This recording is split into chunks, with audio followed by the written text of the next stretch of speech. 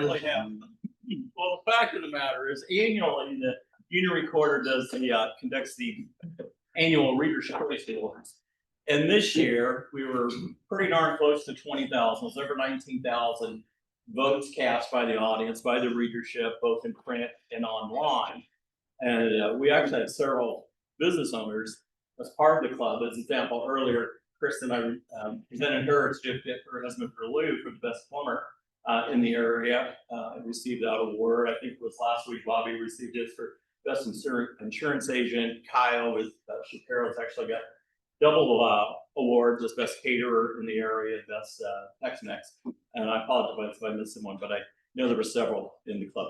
But today, Rotary, as it did last year, received the most votes as the best civic organization. And so presenting the award from Union Recorder to Mark as far as right. Well, thank you. Thank you. Impact and everything that everyone does in the club. I accept this on behalf of Tamara and Aaron and the club. Appreciate it. Thanks, Frank. You're welcome. All right. Yes. And as our speaker said, would you like to?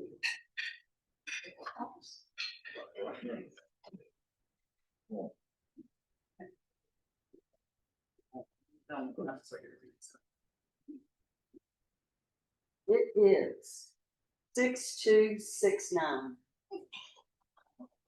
All right.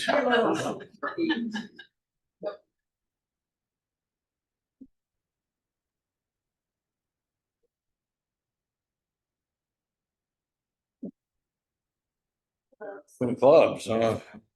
Yeah.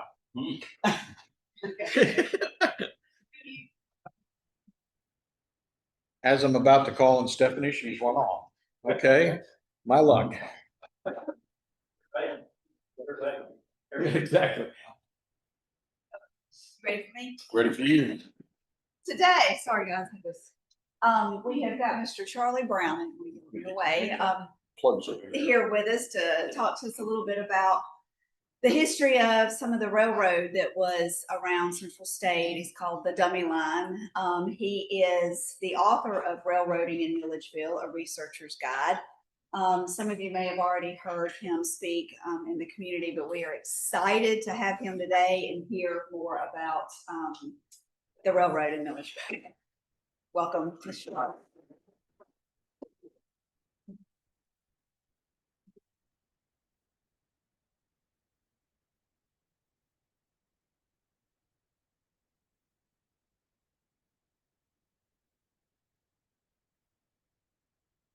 Okay, thank you.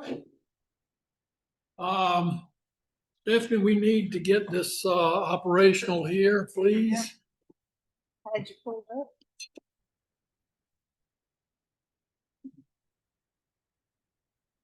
Okay, and then I can go from one to the other. Now, this is fine, right? Like. Okay. And then, oh. Let's hope it doesn't do that. That's what we need, and then. All right, and then you can just hit the button right there. Thank you.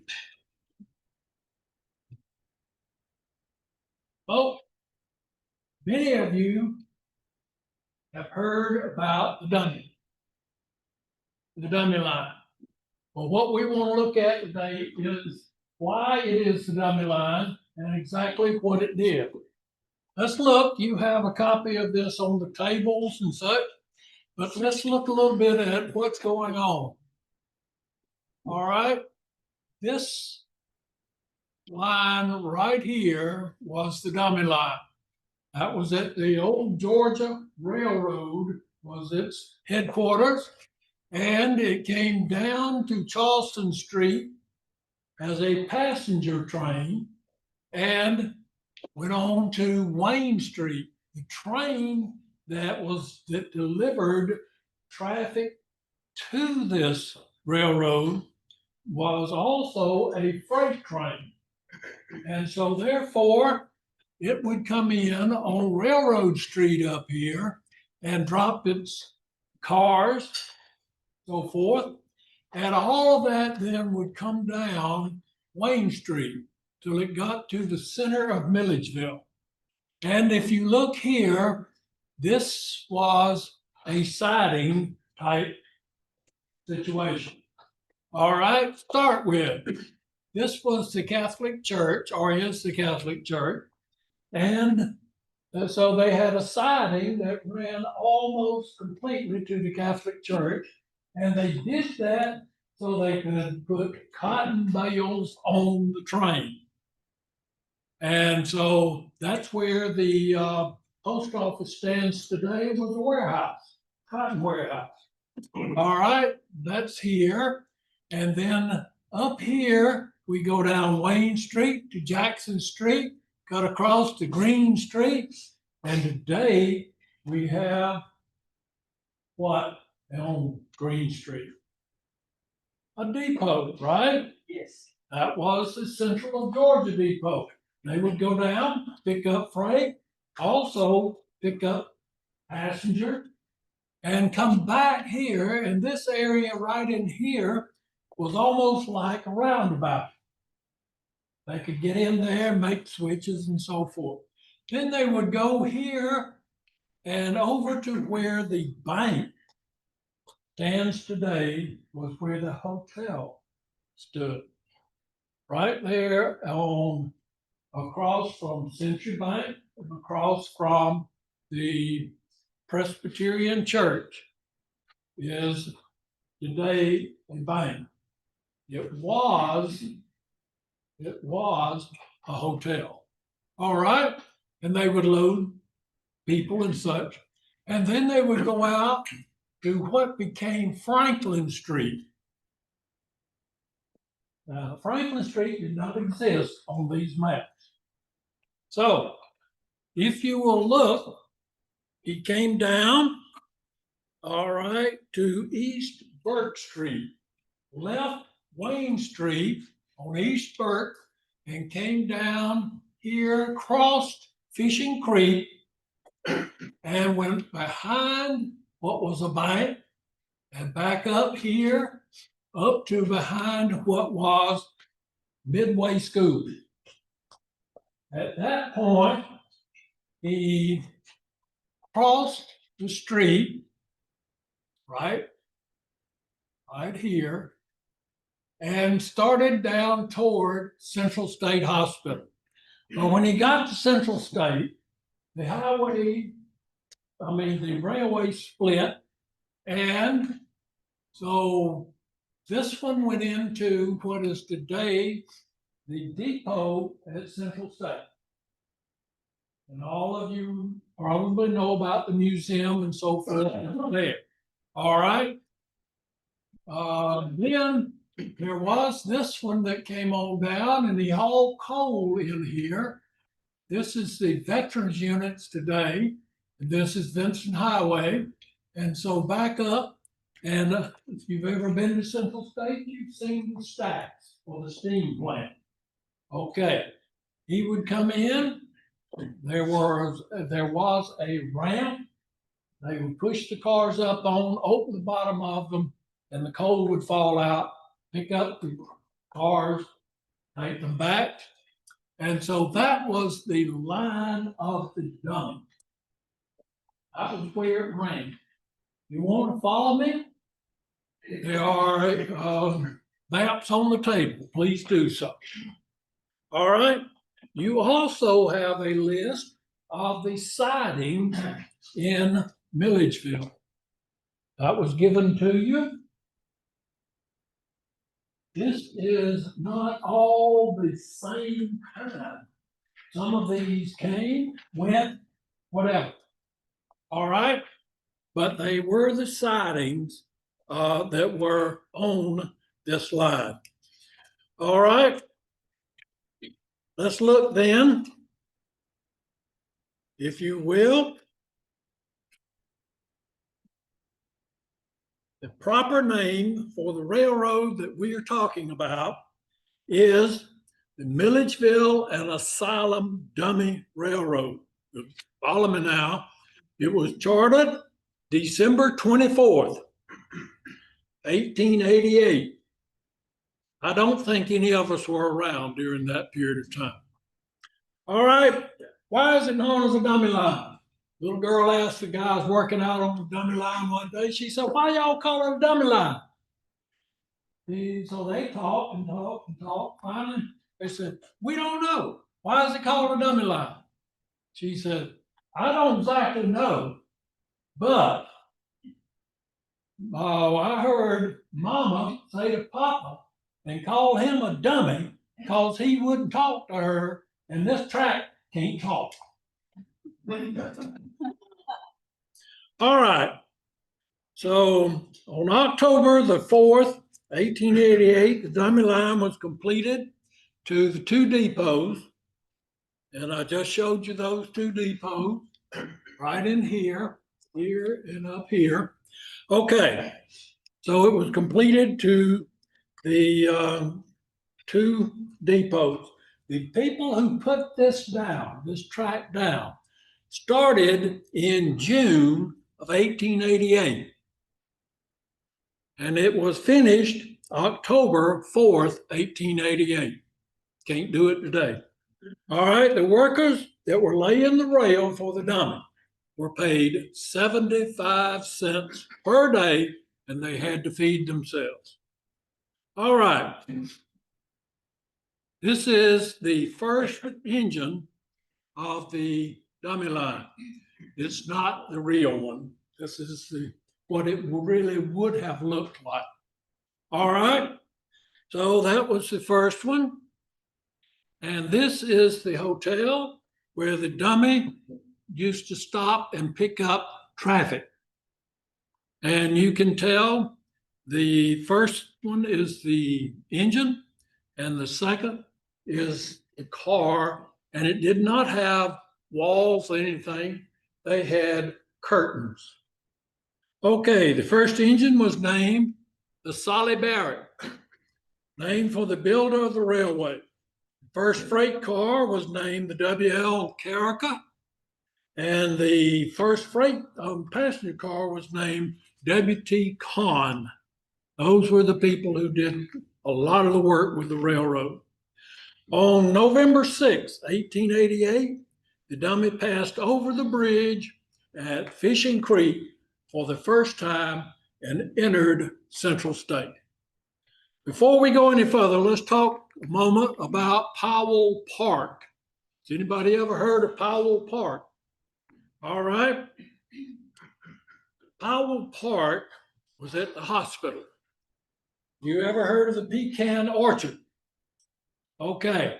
What happened was the railroad and Dr. Powell, who was superintendent, got together and decided that they would come up with a place that people could come, ride out on the dummy and party, visit the hospital, go into all the different wards, visit the people, and have a picnic, and the children could play, and then they could go ride the dummy back to either the Central Depot or the Georgia Road and go home. This could all be done in one day. Now, think about it. Why in the world was that so important? How many of these people that are going to be doing this have never gone more than 5 miles from the place they were born? It's 1888. All right. So visitors from all over Georgia visited the hospital because it was something they had never experienced. And with the trains from their homes to Milledgeville and from the depot in Milledgeville to the hospital, they could enjoy a picnic, visit the hospital wards, and return to the Milledgeville depots to return home in one day. The park had a playground with swings, slides, and so forth for the children to use. Also, there was a band performance stage and dance stage. As well as these facilities, there was a well of fresh water. And the restroom facilities were in the different buildings of the hospital. So they could just go in and out, no problem. One of the most interesting events that happened during this period of time, though, was that on Friday night, the train would pull up at the downtown loading area, and the teenagers would come out, pay their 10 cents, ride out to Central State, and have a good time. What had happened was, in the men's unit, the people who were the caretakers would put the men in their rooms, close the doors, and the teenagers could then skate for an hour to an hour and a half in the hallways of the building. All right, all of this for 10 cents, and they were on the train, and they would ride back and forth. There were church groups, social groups, professional groups. All of these different groups would meet out there, and this continued until July 1st, 1894. When did it start? 1888. When did it end? 1894. When Dr. Powell and the Board of Trustees stopped such activities and visits because they felt such visits would interfere with the treatment of the patients. All right. On January 15th, 1889, the second engine was purchased, and it was named the P.J. Klein. Now, these are names that if you have been around Milledgeville, you will remember hearing some of these names. All right, the dummy line had to declare bankruptcy in 1893 and became the Old Capitol Railway. If you note, I use certain terms, railway and railroad. They are important name differences. Okay, the Old Capitol Railway. In 1896, the Old Capitol Railway became the Milledgeville Railway. The Milledgeville Railway was incorporated by lessees of the Georgia Railroad so they would have trackage to the Old Capitol Railway into the state hospital to haul freight in carload lots. The dummy continued to transport patients and people and deputies and visitors. All right. The dummy track was originally built in the ditch of the streets to keep them from interfering with wagons. If you know, the train ran in the ditch area, and the little car there was where the automobile ran, and the wagons and so forth. All right. As cars began appearing on the scene, the track was moved from Montgomery Street to Fishing Creek, was moved to the center of the street. This date was August 1927.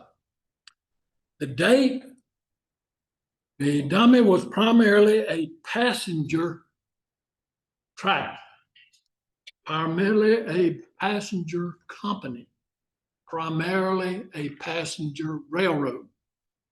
And it changed passenger equipment from time to time. There were electric cars, the one you see here. These electric cars would take anywhere from 8 to 10 hours a day to be charged, so they could run one time to the hospital and one time back. All right, and these, they would require so many hours until there was a lot of question whether we were even going to keep them or not. As the ridership increased over time, larger vehicles were included. And so this is a bus that was gas driven and used for larger group, more people and such. Okay, now as time progressed, more and more autos were purchased and fewer people rode the dummy to the hospital. To meet the reduction in number of passengers, smaller trolley-type cars were used. The last car was the Buddha car number 1641, and that one is the one that was the finishing touch. And it would haul 5 or 6 people a day out to the hospital and back. Upon retirement, this car was given to Pop Reynolds. Pop Reynolds was a longtime employee, and so he took it home, and he and his wife made a playhouse for their children out of it. Very good. All right. Then later, this car was given to a local person who made a tea house out of it. That person was the daughter of Gus Pursley, and it is now in the yard of Irene Brown, his daughter. All right, if you will, follow me now. We will look at some of the pictures. This is the steam engine in town. This one was made by Eugene Ellis, who was police chief and a railroader. And this was one of the engines that came down, and it was in 1946. That tells you something about when the train ran through here. All right. Now let's look at, this one is one coming up by the old ice plant, the steam engine. Okay. And this one on June 19th, 1954, the last steam engine came through Milledgeville. That was on a Saturday. And so he came through, and you can tell he's in a switching area. That was here in Milledgeville. He didn't go anywhere, he just switched. Okay. Then on Monday, June the 21st, 1954, the first diesel engine through Milledgeville appeared. And who would be there?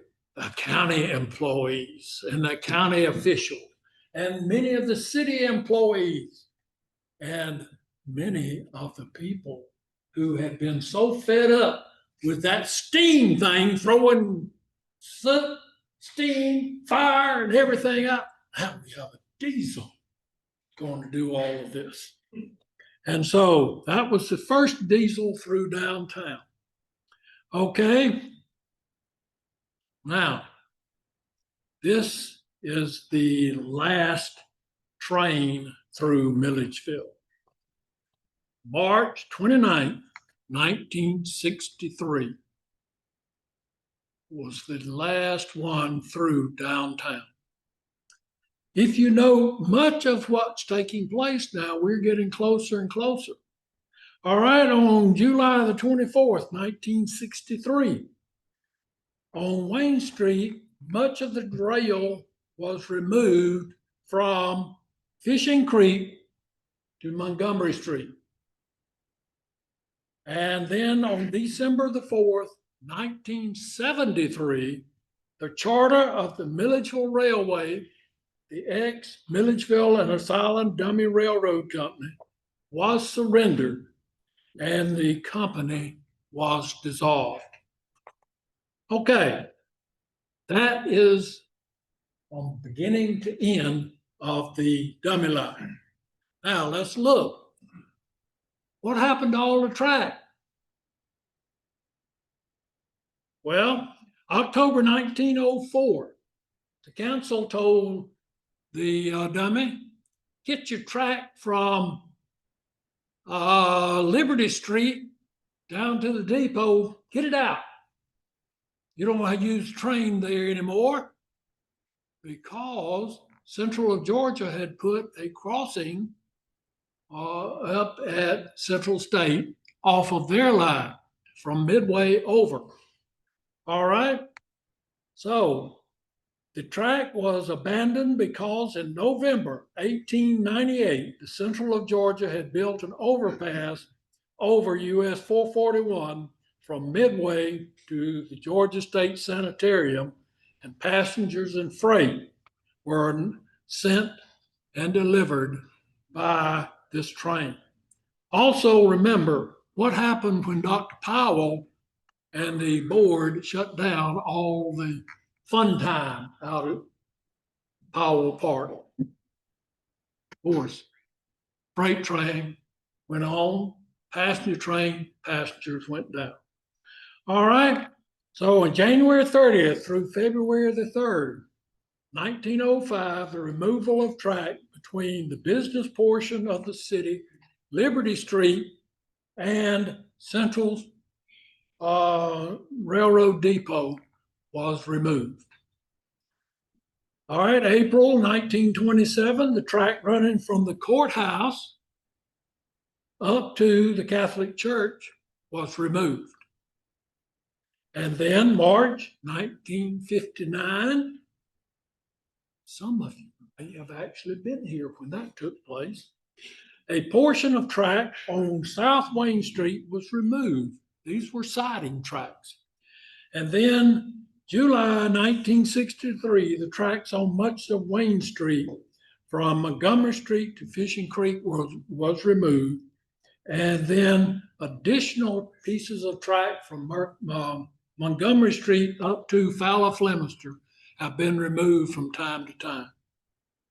Also, if you go to Fowler Flemister and you go up to where the rail crosses and look down when it has just finished raining and it's hot, and if you look over in the ditch, you can see two black areas, black stripes, and that is where some of the track still is.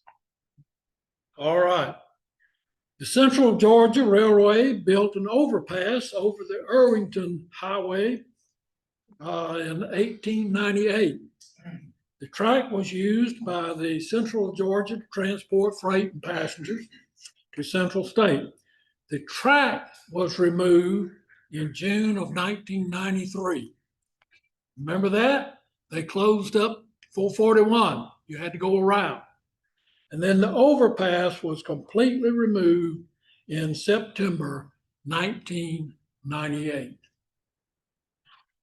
Okay, as a result of all of this, we now have no more dummy line, no more track out at Central State. We have only one train coming through Milledgeville now, and that is the old Central of Georgia, the old Southern, which is now Norfolk Southern. Now, are there questions? Yes. Did I see the wording on one of your slides that the railroad was the only railroad that had a traffic service? That is, so they had to, if he was pulling ahead, he would have to contact the police department.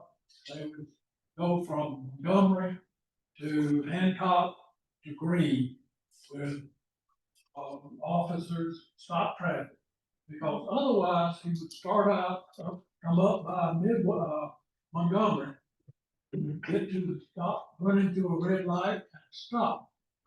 Well, if he's pulling 3 carloads of coal, he's not going to be pulling out too easy. So he backs up, and then he starts again. Well, by the time he makes that, the cycle has, and boom, he's at another red light. So yes, and that was, and the only train in the United States that had to stop at a red light. Yes. Amy, I saw you moved to you, so one of the cars at one of the person's place in Millsville now. Are any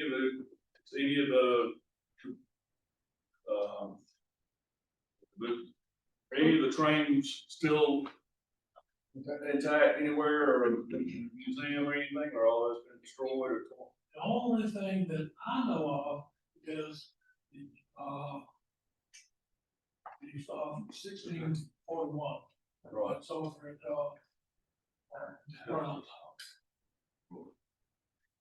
Justin. Was cotton a thriving industry in our county back in those days? Yes, sir. And was logging as well? Yes, well, logging was to a good extent, but cotton, big time. Any other questions? Time for one more. Anybody? Mr. Brown, thank you so much for presenting that to us. Very interesting.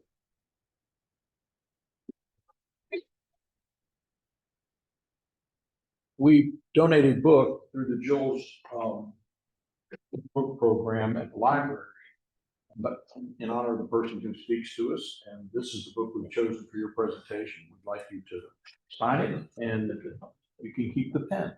Thank you.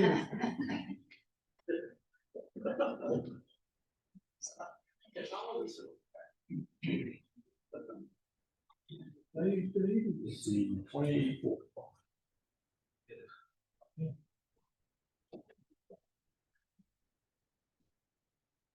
We'll get somebody to help collect up the map too. Okay. Thank you very much, sir. So next week we have somebody, I'm not sure who it is, coming from the college. Yeah, I don't know who will introduce her. Could be a problem. For those who don't understand that, it is my wife, and I know that. So, Hugh, of all people, yeah. Tell Mark to shut up, right?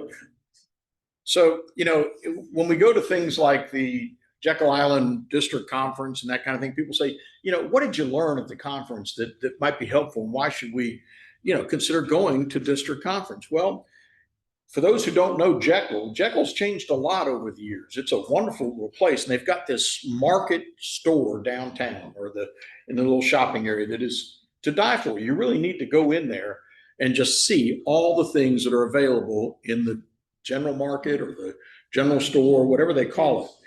Well, I went and looked and I learned tremendous things from 3 drink coasters that I found. The first one said, I told my wife she should embrace her mistakes. And she hugged me.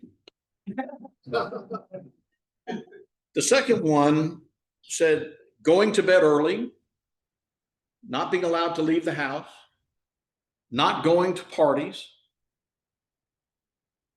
And then the punchline was, my childhood punishments have become my adult goals. But my favorite one is exercise makes you look better naked. So does tequila. Your choice. And with that,